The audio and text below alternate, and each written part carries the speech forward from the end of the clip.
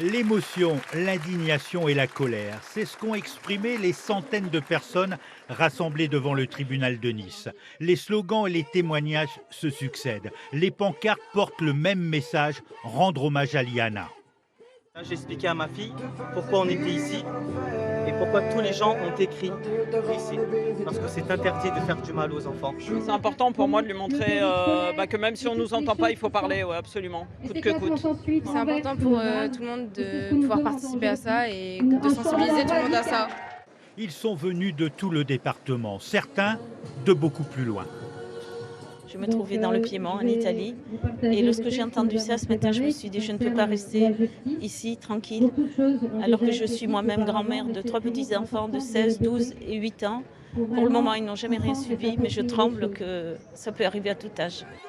Dans les Alpes-Maritimes, entre 2500 et 2600 mineurs seraient victimes chaque année de violences sexuelles. Les associations de protection de l'enfance et les collectifs féministes dénoncent aussi les lenteurs et le dysfonctionnement de la justice. 90% des plaintes pour viol sont classées sans suite.